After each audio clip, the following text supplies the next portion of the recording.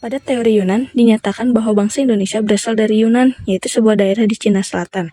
Para ahli menyatakan bahwa nenek moyang bangsa Indonesia yang berasal dari daerah Yunan merupakan rumpun bangsa Austronesia, yang terdiri dari ras Mongoloid dan ras Austro-Melanosoid. Teori tersebut didasari pada hasil temuan teknologi serta persamaan bahasa yang ada dan menjadi alat untuk berkomunikasi. Sejarawan sekaligus seorang arkeolog yang berasal dari Austria bernama Robert Baron von Heine lakukan sebuah kajian mendalam mengenai kebudayaan megalitik di Asia Tenggara dan Pasifik. Dia mengemukakan dan menyimpulkan bahwa di masa Neolitikum, atau tepatnya pada 2000 sebelum Masehi hingga 200 sebelum Masehi, terdapat sebuah bangsa yang melakukan migrasi dalam beberapa gelombang, yang bergerak dari Asia Utara menuju Asia Selatan. Menurutnya, migrasi tersebut membuat banyak manusia purba mendiami berbagai pulau yang terbentang dari Madagaskar di Afrika hingga dengan Pulau Paskah yang ada di Chile.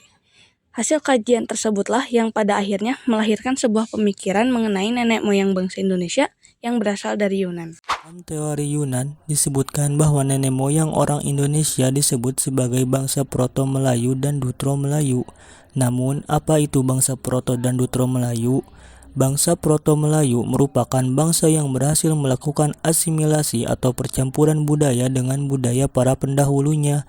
Bangsa Melayu tua atau Proto-Melayu ini, mereka masuk ke wilayah Indonesia melalui dua jalur yang berbeda, yaitu Barat dan Timur.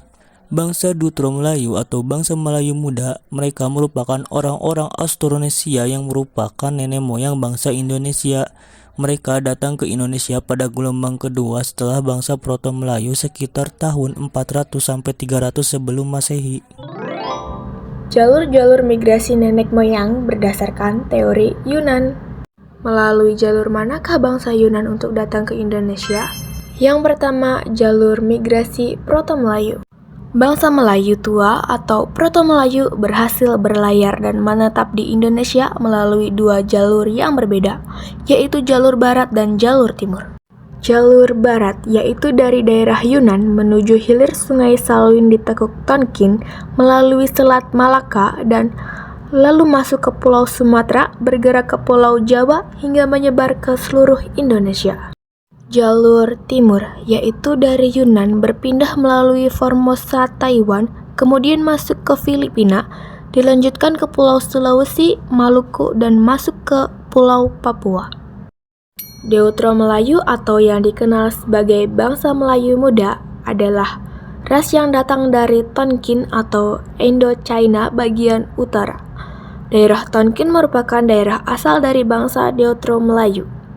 Bangsa Deutro Melayu ini memasuki wilayah Indonesia melalui jalur barat, yaitu berawal dari Teluk Tonkin melalui Vietnam, Semenanjung Melayu, dan hingga tiba di Sumatera, lalu menyebar ke Pulau Jawa, Kalimantan, dan tersebar ke wilayah di Indonesia.